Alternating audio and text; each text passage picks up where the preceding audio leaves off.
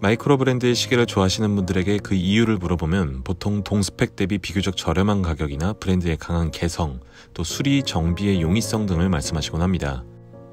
이 점들로 마이크로 브랜드를 정의 내려보자면 딱 부합하는 브랜드가 하나 있는데요. 바로 포이보스입니다. 포이보스는 여전히 창립 10주년이 되지 않은 신생 브랜드에 속하지만 아주 가벼우면서도 잘 만든 시계에 개성 한 스푼을 크게 섞어서 두툼한 팬층을 가지고 있는 마이크로 브랜드이기도 합니다. 국내에서는 메이저 브랜드에게도 잘 붙여주지 않는 팬덤 이름을 가지고 있는 브랜드이기도 하죠.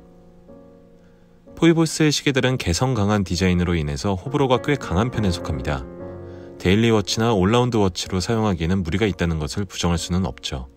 그래도 소문이 좋아서 무난한 시계로 포이보스를 경험해보고 싶으신 분들이 있을 텐데요.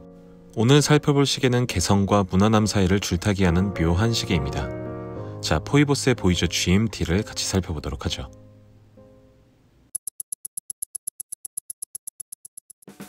몇 달 전 보이저 영상에서 저는 해당 모델을 마이크로 브랜드 시계 중에서도 상당히 높게 평을 했었는데요.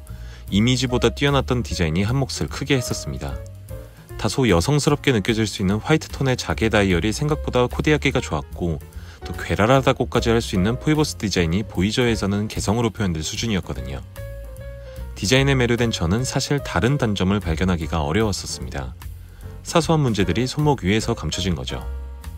이번 보이저 GMT는 다행인지 불행인지 제 취향의 디자인은 아닙니다. 그래서 조금 더 냉정한 이야기를 할 수 있을 것 같은데요. 일반판 보이저와 GMT 보이저를 조금씩 비교해가면서 살펴보겠습니다. 스펙을 먼저 살펴보죠. 스펙은 여느 마이크로 브랜드의 특징과 크게 다르지 않습니다. 39mm 케이스 사이즈에 20mm 러그 사이즈, BGW9 야광, 200m 방수 성능, 그리고 돔형 사파이어 크리스탈, 마지막으로 NH34 GMT 무브먼트 등이 적용되어 있습니다. 일반적인 마이크로 브랜드의 시계들 혹은 중저가 시계들에게서 흔히 볼 수 있는 스펙이라서 크게 짚을 부분은 없을 것 같고요. 무브먼트를 제외한다면 일반 보이저와도 크게 다르지 않는다는 점 정도만 확인하고 넘어가겠습니다. 보이저 특유의 디자인은 그대로 녹아 있습니다. 이 시계에서 보이저 느낌을 살리는 건 인덱스일 텐데요. 긴 화살촉이나 다이아몬드와 비슷한 형태를 가진 인덱스는 날카로운 디자인과 형태 덕분에 차갑고 날카로운 인상을 주면서 가운데로 시선을 집중시키는 역할을 하고 있습니다. 저는 얼음 결정체 같은 게 떠오르기도 했는데요. 해외에서는 거대 개수 정도로 취급받는 문어와 날카로운 디자인의 인덱스가 묘한 연결점을 떠올리기도 합니다. 다른 시계들과의 차이점은 베젤 엣지 정도가 더 있습니다. 코인 엣지를 기본으로 5분 단위는 구분을 해두었는데요. 사실 이 부분은 사용성에서의 차이가 거의 느껴지지 않을 정도의 디자인 요소에 불과합니다. 대신 화려함을 살릴 수 있는 부분이라서 취향을 탈 수는 있을 것 같고요. 인서트나 엣지의 이런 포인트들은 간혹 정렬 문제를 야기하기 때문에 저는 별로 좋아하진 않지만 그래도 보이저의 경우는 접점이 넓기도 하고 베젤 정렬 자체에 문제가 없기 때문에 마음 놓으셔도 될 겁니다. 빨간색 그라데이션 다이얼도 특징입니다. 그라데이션 기법 자체는 흔히 사용되지만 빨강이라는 색상은 흔치 않기도 하고 색 변화가 꽤 급진적이라서 끝부분에 다다라서는 검은색으로 표현이 됩니다. 물론 이는 베젤 인서트와 색깔 매치를 위한 선택이기도 하겠죠. 꽤나 은은한 썰레이 처리도 되어 있고요. 저는 이런 부분들이 보이저 GMT의 호불호 요소라고 바라보고 있습니다. 제가 가지고 있는 빨간 모델은 마치 용암이나 핏빛 속 문어를 떠올리게 하거니와 다른 모델이라 하더라도 색상이 일반적이진 않기 때문에 취향을 조금 많이 탈 것으로 보입니다. 사이즈는 좋습니다. 39mm 사이즈는 비교적 가는 손목을 가진 한국 사람들에게 가장 잘 맞는 사이즈이지 않을까 합니다. 다만 13.5mm의 두께는 불만인데요. 일반판과 GMT 버전은 두께가 같습니다. 하지만 일반판에서는 디자인에 눈이 멀어서 전혀 체감을 못했었는데 이번 GMT 버전을 보면 두께가 조금 눈에 들어옵니다. 13.5mm는 대놓고 두껍다고는 할 수는 없지만 이 시계의 케이스 사이즈나 측면 형태 등을 고려하면 두께가 확 눈에 들어옵니다. 측면에서 보면 꽤 많은 경계선들이 보이는데 시선 분산을 위한 장치였나 싶은 생각도 들고요. 이 두께는 무브먼트에서 기인될 겁니다. 이 시계에 사용된 NH34는 NH35에 GMT 시침이 추가되었다고 보시면 편할 텐데요. 핸즈가 4개에 날짜장까지 있고 이 무브먼트들이 사용된 시계들이 대부분 두께가 두껍다는 평을 듣고 있습니다. 그런데 저는 두께에는 별로 신경 쓰이지 않는 사람이고 오히려 약간 두께가 있는 건 시계의 존재감을 확인하기도 좋은데다가 특히 겨울철에는 옷에 가려지지 않아서 오히려 좋아하는 편입니다. 그래도 이걸 불만이라고 하는 이유는 글라스 안쪽의 디자인을 상당히 망치고 있기 때문인데요. 화이트 모델의 경우야 다이얼, 챕터링 그리고 베젤까지의 색감이 일치해서 이게 눈에 띄지 않았었는데 유색 모델들은 챕터링이 눈에 너무 들어옵니다. 이게 깊이감이라고 하기엔 너무 단순하고 한번 눈에 들어오면 자꾸 거슬립니다. 이건 색상과 두께가 만들어낸 아쉬움이라고 하겠습니다. 세라믹 소재의 베젤 인서트는 검정과 빨강으로 구현이 되어 있습니다. 경계 구분도 잘 되어 있고 음각으로 처리된 베젤 인덱스는 표현도, 야광도 모두 훌륭합니다. 야광 성능은 포이보스의 또 다른 장점이기도 하죠. 그리고 GMT 시계답게 양방향 24클릭 베젤입니다.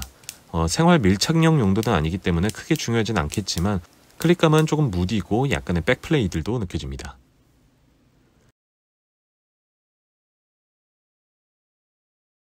케이스백과 용두에는 각각 포이보스를 상징하는 거대 문어가 양각으로 잘 표현되어 있습니다. 케이스백을 만져보자면 표현에 비해서 꽤 거친 마감이라고 느껴지기도 하지만 큰 문제는 아니라고 생각을 했고, 대신 용두가 좀 긴 편입니다. 사진으로 느껴질지는 모르겠지만 용두 가드가 있고 그 위로도 한참 꽤나 튀어나와 있습니다. 용두 사용량이 많은 오토매틱 시계에서는 장점이라고도 할 수 있겠지만 미적 요소로는 아쉬운 부분이죠. 무원트는 NH34를 사용합니다. 말씀드린 것처럼 NH35에 GMT 핸즈를 하나 더 추가했다고 보시면 되겠고요. 21,600회 진동에 플러스 40초, 마이너스 20초 정도의 1호차, 그리고 41시간의 파워 리저브. 첫 단계에서 GMT 시간과 날짜창 조정, 두 번째 단계에서는 시간 조정을 할 수 있다는 점 정도로 요약되겠습니다. 제 시계도 스펙에 맞는 1호차를 보여줬고, 워낙 마이크로 브랜드나 중저가 시계에서 자주 사용할 정도의 검증된 무브원트라서 별다른 언급은 필요하지 않을 것 같은데요. 그래도 무브원트 자체의 아쉬운 점이라면 사용감일 겁니다. 보시는 것처럼 약간의 유격이 있다든지 GMT 시침이나 날짜창을 조절할 때 느낌이 썩 유쾌하지 않은 점들은 있습니다. 일반 판을 다룰 적에 제가 언급한 단점은 베젤과 날짜창 등의 가독성이 낮다는 점이 있었는데요. 표현된 숫자들이 배경색과 같아서 발생한 문제였습니다. 당연하겠지만 GMT 버전은 유색 배경의 흰 숫자들을 사용해서 이 같은 문제들을 해결했고요. 그럼에도 일반판에 비해서 아쉬운 베젤이었는데, 가독성을 제외한다면 단점이랄 게 없었던 일반판에 비해서 말씀드린 것처럼 클릭감이 좀 가볍고 유격이나 백플레이 등의 문제가 있었습니다. 브레이슬릿은 아쉬움이 좀 많이 남습니다. 이전에 다뤘던 포이보스 브레이슬릿의 문제점이 전혀 해결되지 않았기 때문인데요. 일단 포이보스 브레이슬릿은 좋다 나쁘다로 구분해보자면 일단 좋습니다. 특히 버클의 부드럽고 단단한 사용감이나 주빌리 스타일 스트랩의 쫀쫀함은 여전히 강점입니다. 가격에 비해서 좋다고 치부하기에는 아쉬울 정도니까요. 다만 몇 차례 지적했었던 단면부의 날카로움은 여전히 남아있습니다. 손목 위에서 느껴질 정도냐 하면 그건 아니지만 사소한 하나의 디테일이 완성도에 끼치는 영향을 생각하면 여전히 변함없는 이 마감은 분명 아쉬운 부분입니다. 가만 보면 손이나 피부에 큰 영향이 없는 부분의 마감이 날카롭습니다. 안 보이는 곳까지 신경을 쓰는 게 소비자들의 마음임을 잘 이해했으면 좋겠네요. 여전한 불만은 역시 스트랩 핀입니다. 소형 드라이버를 사용해야지 줄 조절을 할 수 있는데, 이게 어느 정도의 소형이 필요하냐면 안경용 드라이버보다도 작아야 됩니다. 대개 집에 안경 드라이버보다 작은 드라이버는 가지고 있지 않죠. 대체품이 사실상 없는 정도니까 결국은 시계방에 가지고 가거나 줄질용 도구를 하나 사야 된다는 말인데, 이거 정도 하나 구성품에 꼭 넣어줬으면 좋겠습니다. 보이저 GMT를 사용하면서 저는 형보다 나은 아우는 없다는 말이 생각이 났었는데요. 시계 디자인부터 완성도까지 일반판을 넘어서지 못했다는 생각이 강하게 들었습니다.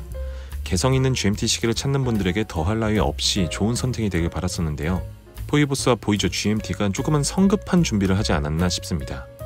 다행인 점은 포이보스가 이런 단점들은 잘 극복해 나가는 브랜드라는 점인데요. 보이저가 몇 차례 발전해 왔듯이 보이저 GMT의 발전도 기대를 해봅니다. 사소하다면 사소하고 크다면 크다고 할 수 있는 문제들이 있었던 보이저 GMT였습니다. 가격대를 생각하면 이 정도의 문제들은 넘어갈 수 있다라는 말들을 마이크로 브랜드에서 많이 듣게 되는데, 브랜드들이 고민을 좀 많이 해서 이런 울타리들을 넘어섰으면 좋겠습니다. 자, 저는 더 재미있는 이야기들로 찾아오겠습니다. 감사합니다.